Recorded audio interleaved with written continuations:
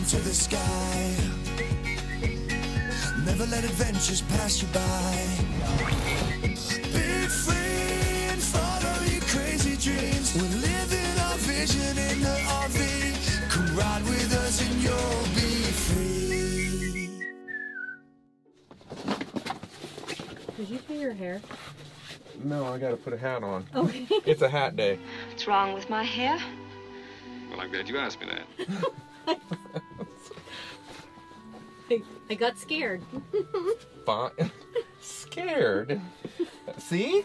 See? She does tease me too. Got it on camera, finally. But your hair's all wrong. But it has such wonderful possibilities that I got excited. We've been traveling from the hill country of Texas to Arizona for the last 3 nights. It's been, hasn't it? Yeah. Three nights. Couple really long nights. Yeah, almost 4 hours, 2 nights. You are 30 hours and 59 minutes from your destination. Take a quick look around, make sure everything's okay. Take a look at the tires and everything. That doesn't feel too bad. I don't know what she's talking about. It's not cold. It's a little chilly. It's not cold out there. What are you talking about? You're an Eskimo.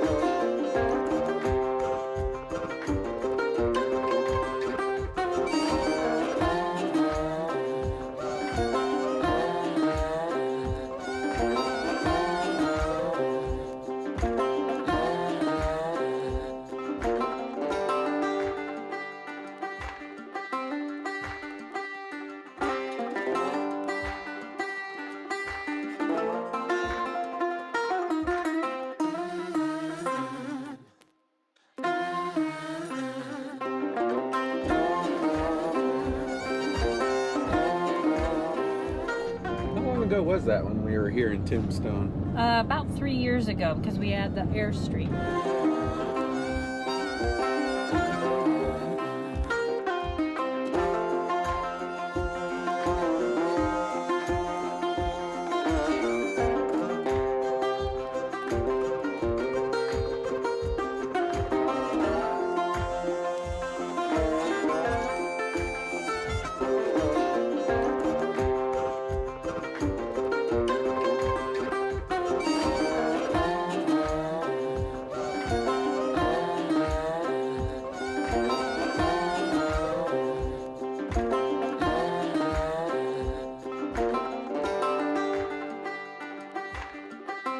Bisbee is a city and the county seat of Cochise County in southeastern Arizona, 11 miles north of the Mexican border and 92 miles southeast of Tucson.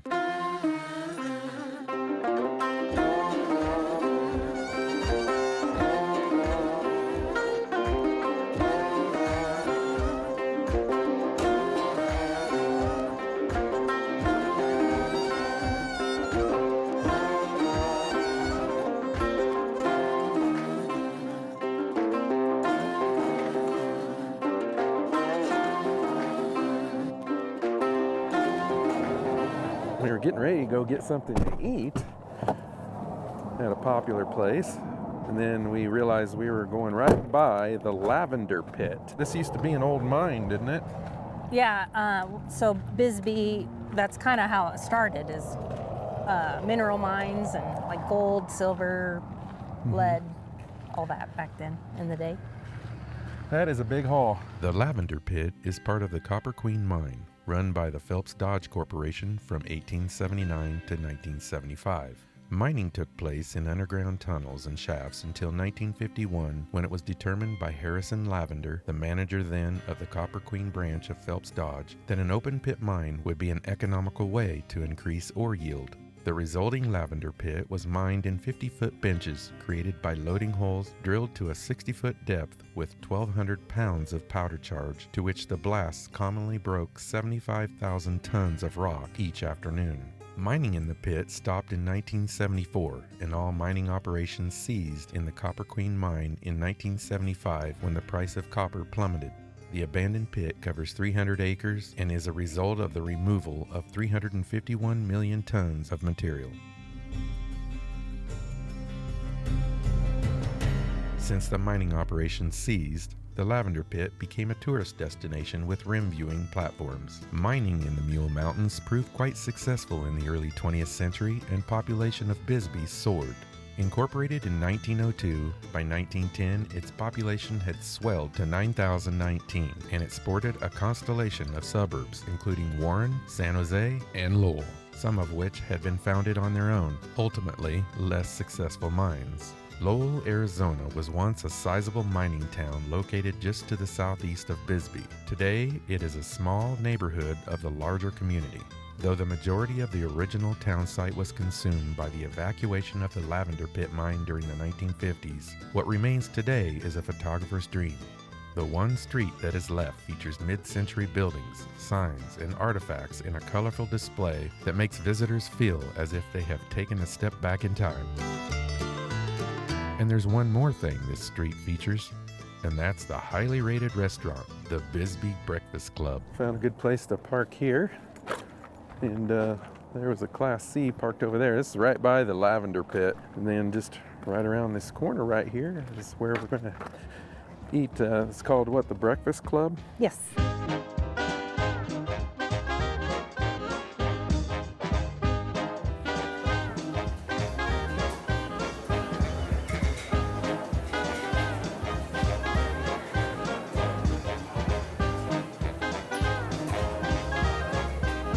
This is a really cool place. Hi. I'll take a water and a coffee. And just water for me. They have pie up here, we noticed. There's those cinnamon rolls right there. Oh my gosh, I don't Those know, look but like- I'm about to find out. I didn't think this is this big From the street. it from the did- street. Yeah. Yeah, and they got that other room, and it's really, really cool. Wow.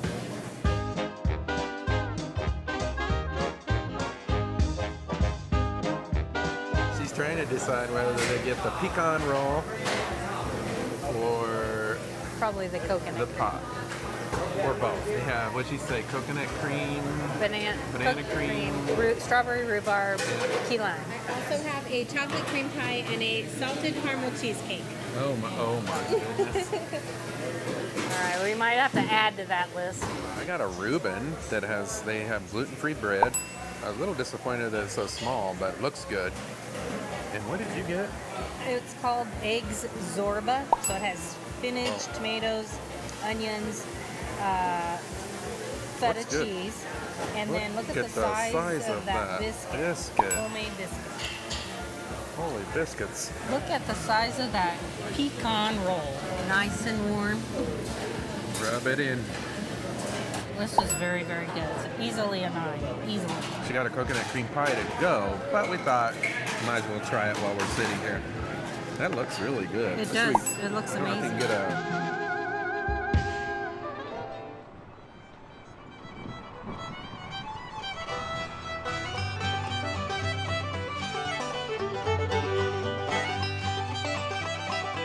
In 1877, U.S. Army Scouts and Cavalry was sent to the Mule Mountains for an exploratory survey to search the area for renegade Apaches. What civilian tracker Jack Dunn found instead were signs of mineralization indicating the presence of lead, copper, and possibly silver. The first mining claim was staked in what would later become the city of Bisbee. The filing of this claim and a multitude of others sent prospectors and speculators scurrying to the Mule Mountains in hopes of striking it rich.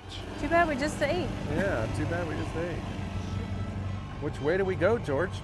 Numerous ore bodies were located and Bisbee! soon became known as the Queen of the Copper Camps. I don't even know where to start. I Looks don't like either. the streets go everywhere. Really cool place, though. Copper Queen Hotel. You want to get a hotel? No, I'm just saying this is probably an old one. Mining in the Mule Mountains proved quite successful and one of the richest mineral sites in the world, producing nearly 3 million ounces of gold and more than 8 billion pounds of copper, not to mention the silver, lead, and zinc that came from these rich lands. By the early 1900s, driven by the booming mining industry, Bisbee had become the largest city in the Arizona Territory. With a population of over 20,000 in 1910, Bisbee was one of the most cultured cities in the West. The town is still home to the nation's arguably oldest ball field, Warren Ballpark, and was the site of Arizona's first golf course, Turquoise Valley, now an RV park. The state's first community library, Copper Queen, dates from this period and is still in operation. Along with Bisbee's cosmopolitan character, the colorful, rough edges of the mining camp could still be found in the notorious Brewery Gulch with its saloons and brothels.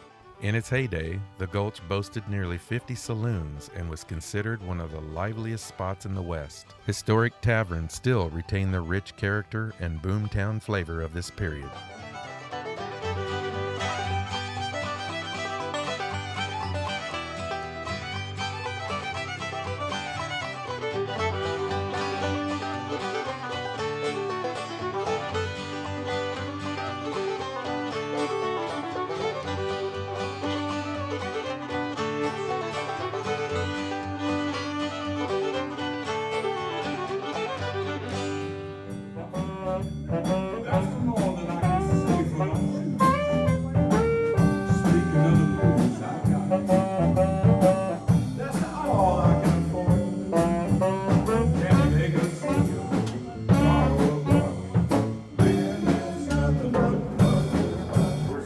Smells like cheese.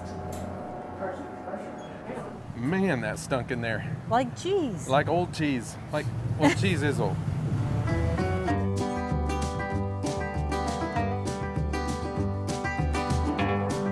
I don't think we need more sweets. We don't need more sweets? No. I can't believe you're saying that. Wow, that stuff looks good.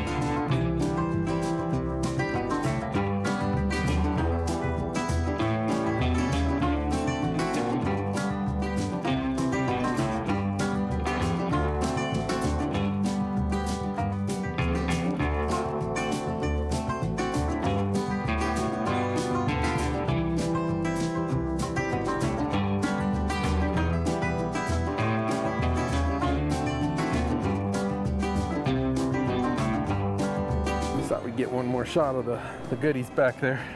Yeah, and he's like, maybe we should. And I'm like, no, I can't get another sweet. Sure, blame me. So I don't there's know a where that shortcut goes. To the other side, instead of going way down the hill and then back up, you can go up these stairs. And, I don't know. Cut across. I don't know where, if that's gonna go all the way up here.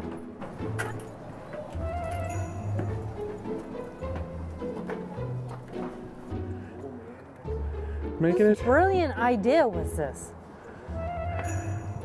Oh my gosh. Somebody complaining.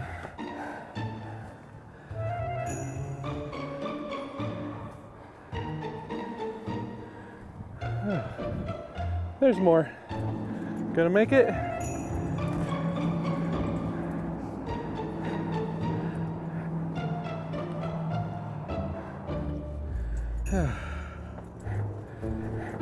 Look to your left. The dinosaur? Oh, there's a street.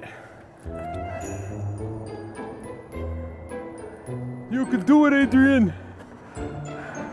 High five. She's not happy. All downhill. It's not always sunshine and rainbows, including Bisbee's history. The Bisbee deportation of 1917 was not only a pivotal event in Arizona's history, but one that had an effect on labor activities throughout the country. The notorious anti-labor crime involved the illegal kidnapping and deportation of about 1,300 strike mine workers, their supporters, and citizen bystanders by 2,000 members of a deputized posse on July 12, 1917. The action was orchestrated by Phelps Dodge, the major mining company in the area. When miners attempted to organize to gain better working conditions and wages, the company tried to prevent unionization by making allegations that the workers were members of the Socialist Affiliated Industrial Workers of the World, nicknamed Wobblies. The arrested were first held at the Warren Ballpark before being loaded onto cattle cars and deported 200 miles to Tres Hermanas in New Mexico for a 16-hour journey through desert without food or water. Once unloaded, the deportees, most without money or transportation, were sternly warned against returning to Bisbee.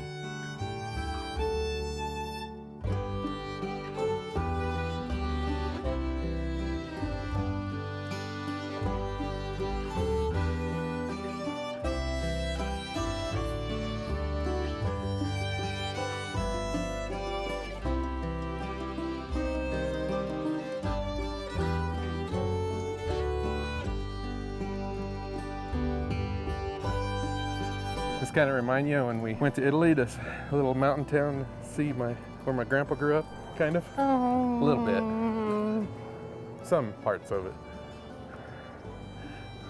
Maybe not. Now that's our kind of store.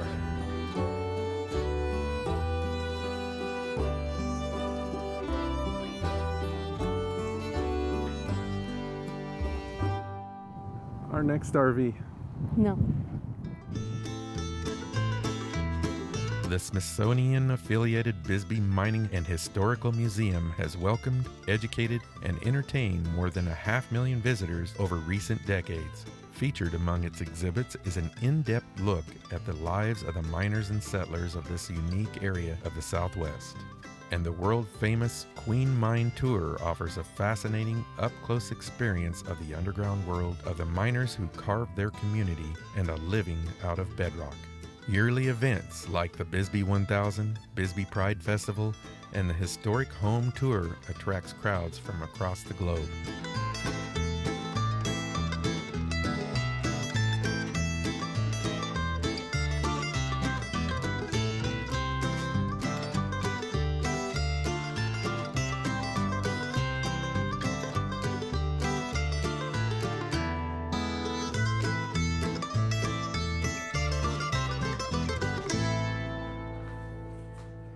This whole upstairs area was done by the Smithsonian.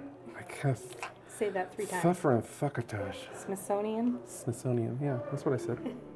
I've heard a story, I've heard it said, I've come to believe that sometimes you win and sometimes you lose, and sometimes it calls you right in the move. Bringing me fire, bringing me water, taking me high, taking me down.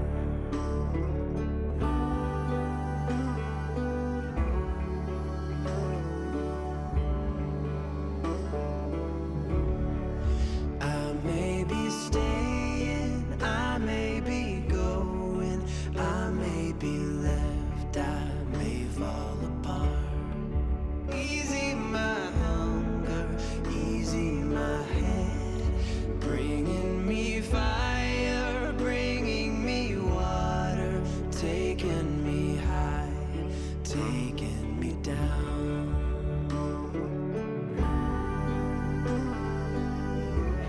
The underground mining in Bisbee came to a close in 1975, and these photographs from 1975 show that the miners' work environment hadn't changed much in nearly 100 years.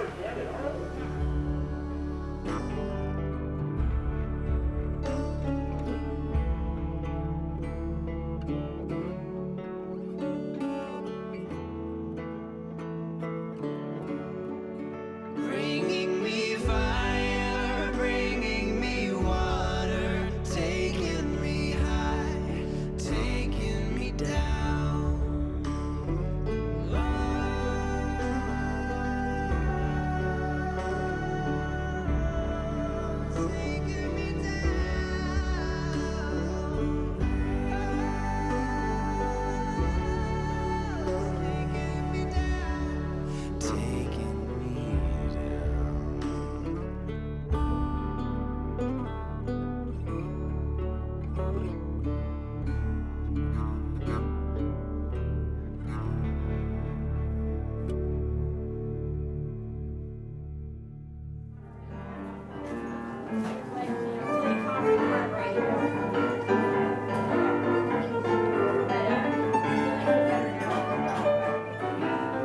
I'm glad we came today. How about you? Well, I am too. At first, I was like very hesitant because it was going to be so cold and windy. Mm-hmm. And it still was cold and windy. But the sun helped, and it was kind of cool here. So It is I'm glad very we came. cool.